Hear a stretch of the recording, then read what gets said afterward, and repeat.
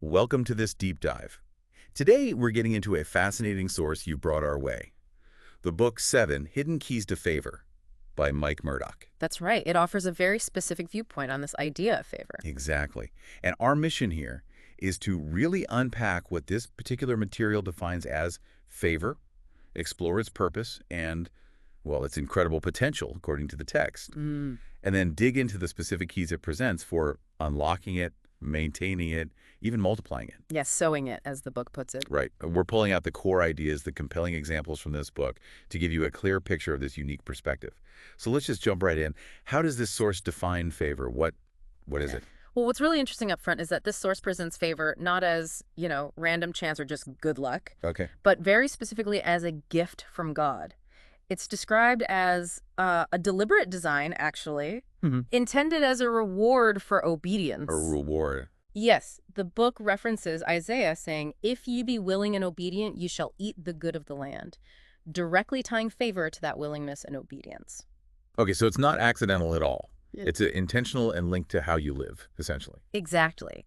And the way it often shows up, according to this source, is when God causes someone else, a person, that the book sometimes calls a golden connection. A golden connection. Interesting. Yeah, it causes them to desire to step into your life and become a problem solver for you. It's framed as an attitude of goodness directed towards you. Ah, okay. And the book is very clear to distinguish this from those manipulative sort of transactional favors. Right, the quid pro quo stuff. Exactly, Yeah. where you do something just so someone owes you one. It actually uses Proverbs to contrast this, showing how those worldly favors can be, well, deceptive. That's a really critical distinction right away then. Yeah. It's about a divine prompting, causing someone to show you unsolicited goodness, not a trade. Precisely. Favor is framed as an exception to the rule, something highly desired because it can dramatically accelerate success. An exception. Yeah, the book contrasts it with struggling and laboring in vain, referencing Psalm 127. It's described almost like a current that's always moving, and it's deeply linked to achieving the specific assignment or purpose you believe you're meant to fulfill. Ultimately, within this framework, receiving favor is seen as, well, tangible proof of God's love for you. So we're looking at a very specific, biblically referenced view of favor tied to obedience, divine connection, accelerating your purpose. And the book structures its insights around 7 key principles for understanding and maybe engaging with this favor. Let's start with the idea of needing it. Okay. The first key principle the source highlights is that any uncommon success will require uncommon favor from someone. That makes a lot of sense just on an intuitive level, doesn't it? You can work incredibly hard, but those massive leaps often seem to involve someone opening a door or giving you an opportunity you didn't strictly earn just through labor alone. Absolutely. The source positions favor as the critical difference between your present circumstances and, your future potential. Right. It emphasizes that this uncommon favor goes not just to those who need it, because, let's face it, many people need help, but specifically to those who value it. Ah, value it, not just need it. That's different. Very different. And there's an interesting caveat mentioned. Receiving this level of favor can actually stir up envy and opposition. Yeah, suggesting it can come with a cost, maybe in terms of potential attack or misunderstanding. That's an unexpected dimension that favor isn't always met with universal applause. It reinforces that while labor is foundational, it's this uncommon favor that enables those giant steps into an uncommon dream, as the book puts it. Okay. The source suggests that many people don't experience favor because they don't actively pursue it, especially pursuing favor with God. They don't ask. Essentially, yes. Referencing James 4.2, it points out, "Ye have not because ye ask not." It gives examples like King David seeking favor or even Abraham's servant seeking favor in finding a wife for Isaac. It illustrates that seeking and requesting favor is presented as necessary in this text. So recognizing its value and actively pursuing it, asking for it, is key.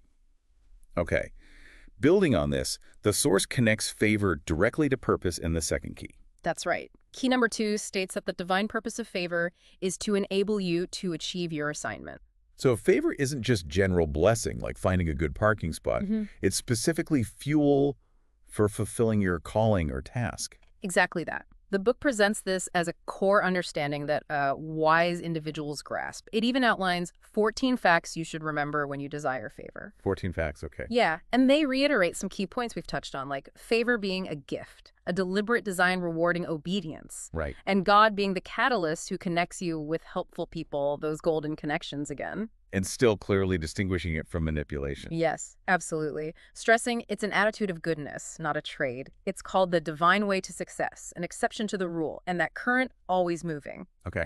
And a central point here is that favor with others is necessary to complete your assignment from God. So you often need people's help to do what God wants you to do. That's the idea. It uses the example of Moses needing favor from Pharaoh, and later the Israelites, to lead them out of Egypt. It highlights that divine assignments often require these human connections. And it's proof of God's love. Yeah. Something that increases when you actively cooperate with what the source calls the laws of God. Precisely. And wise hearts, the book adds, are always searching for opportunities to sow favor into others' lives. Sowing favor. Yes, anticipating that any good seed guarantees eventual favor, even years after it is planted. Wow, even years later. It weaves in examples like Noah being protected, Jonathan's favor towards David, Mary finding favor for her unique role, Right. Mordecai and Esther's assignment to save their people, Job's restoration after loss, and Mordecai's sort of delayed but significant reward for his past loyalty. It really cements this idea that favor is a tool for destiny. Okay, so if favor is that crucial for your assignment and can accelerate success so much, how does the book suggest you actually unleash it or attract it? That brings us, I guess, to a deeper dive into attitude and protocol. Yes. Key number 3 is attitude and protocol decide the flow of favor into your life. This is where the book really digs into the practical side. Okay. Presenting favor not just as some spontaneous miracle, but as something influenced quite heavily by your disposition and your actions. So it's not just passive reception then. There are things you can do or be that make you maybe a magnet for it, according to this source. Absolutely. The book lists, well, numerous ways, 32, in fact, to unleash uncommon favor. 32, wow. Yeah, and when you look at them, they kind of fall into distinct categories. It's not just one magic bullet, you know. Okay, tell me about some of those categories. What kind of things are listed? Well, a major category involves inner qualities and character. Things like wisdom, diligence, humility, and integrity are all listed as increasing or even guaranteeing favor, drawing on examples from Proverbs quite a bit. An understanding heart is also mentioned.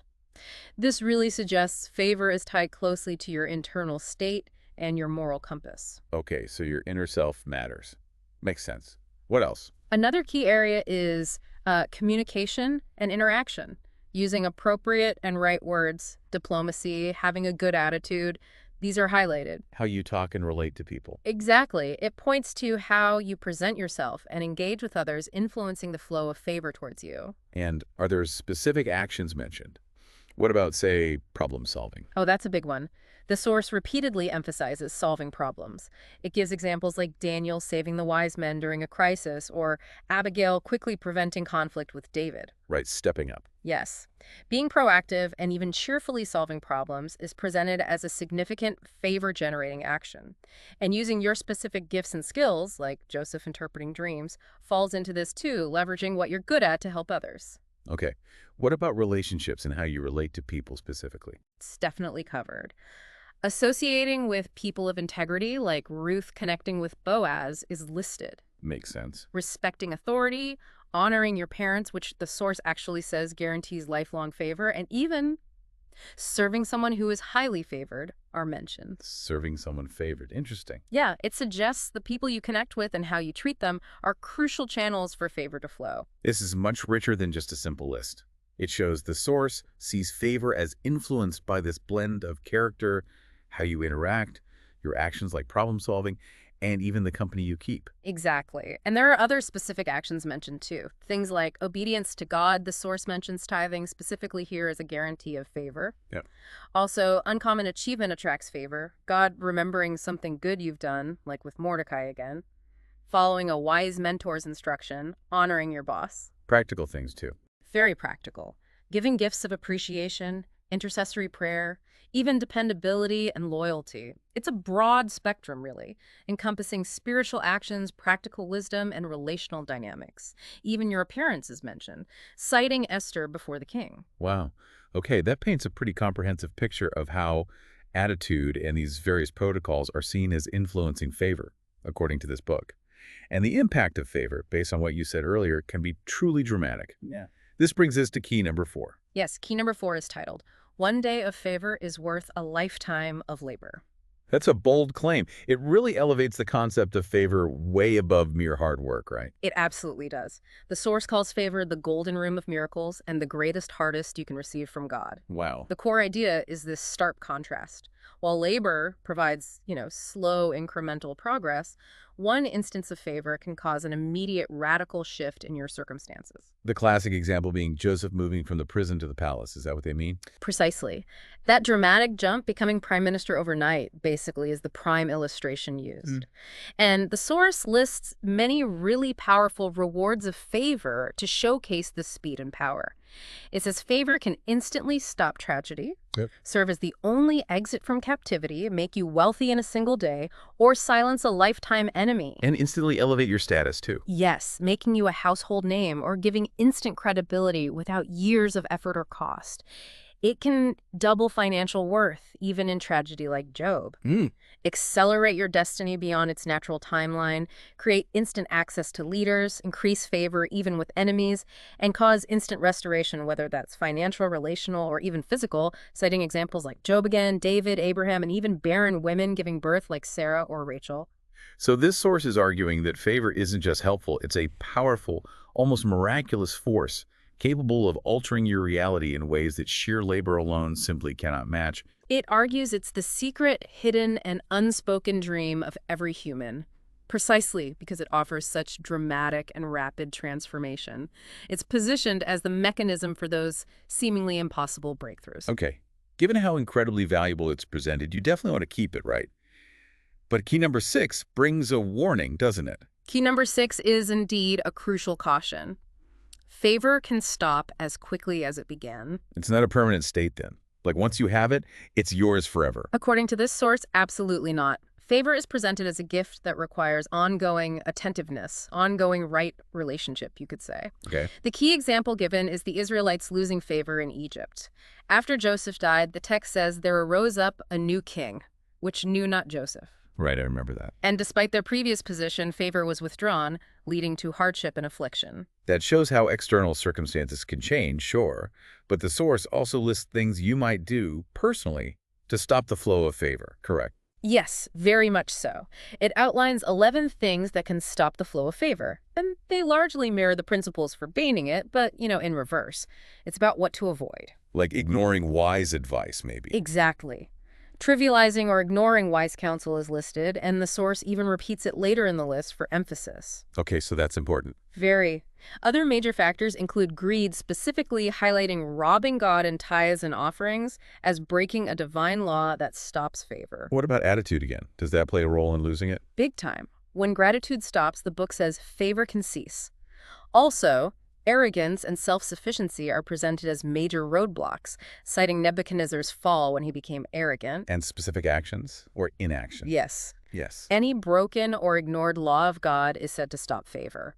Also, ignoring an opportunity to solve a problem for someone you are capable of helping, so it's not just active bad deeds, but passive failure to do good when you're able. Interesting. So sins of omission too. Seems so. And associations. Do they matter for keeping favor? Yes.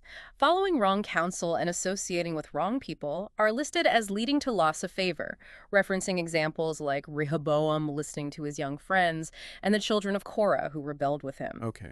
Dishonoring your parents is also included again here. So maintaining favor, in this view, is strongly linked to ongoing obedience, humility, gratitude, and careful choices in relationships and actions. It really sounds like favor is portrayed as a current you have to stay plugged into, maybe, through consistent attitude and behavior, which leads us nicely to key number 5, which focuses specifically on gratitude. That's right. Key number 5 is true gratitude for favor received will guarantee your success. So receiving it is great, obviously, but how you react to it actually matters for future favor. Precisely. The source suggests even, Fools might stumble into some favor, but acknowledging and celebrating it is what makes it Let's sustainable. celebrate it. Yes, it lays out this cycle. What you fail to recognize, you stop celebrating. What you stop celebrating, you stop rewarding. Anything unrewarded will exit your life. Wow, okay. Conversely, favor celebrated becomes favor perpetuated and repeated. That makes it very clear. Recognition and expressing thanks seem vital for keeping the flow going. Exactly. True gratitude, actively expressed, is presented as foundational. The source points to examples like Abigail showing appreciation to David and Ruth showing appreciation to Boaz, noting they received more favor as a result of their gratitude. Mhm. The book even prompts readers to reflect personally. Who are the top 10 people who have made the greatest deposits in your life? How have you honored them? This really anchors the principle in personal accountability. It makes the concept very personal and actionable, doesn't it? It's not just about receiving, but actively participating in a cycle of favor through expressing thanks. Okay, let's look at the final key then, number 7. The final key, number 7, is every seed of favor you sow schedules a wave of favor in your own future. So receiving favor is directly connected to giving it. It's presented as a system of sowing and reaping, basically. That is the central principle presented here, yes. The source asserts that favor is a seed that anyone can sow into the life of another. Okay. And crucially, it emphasizes that sowing the seed doesn't necessarily require money or genius or special skill. The key ingredients are listed as love, attentiveness, and time. Love, attentiveness, and time. Right. It directly references Ephesians 6.8, knowing that whatsoever good thing any man doeth, the same shall he receive of the Lord. So acts of kindness, support, maybe mentorship, or opening doors for others. These are seen as planting seeds that will eventually result in favor coming back to you. Is that the idea? That's exactly the idea presented. Consistent sowing, the book argues, leads to a consistent harvest, although it notes that harvest might be reaped later. Right, like the Mordecai example again. Exactly, his delayed reward. And it also mentions Jesus growing in favor with God and man over time, suggesting it can be a cumulative process. Your willingness to sow favor is framed as a reflection of a thankful heart. Connecting back to gratitude. Yes, that grateful people are naturally inclined to extend favor to others.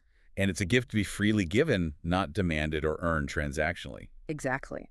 The source uses Esther's approach to the king. As an example, she was essentially giving or sowing favor by risking her life, before she specifically asked for favor in return. Interesting way to put it. And it boldly states that uncommon men always sow uncommon favor into others, including uncommon women.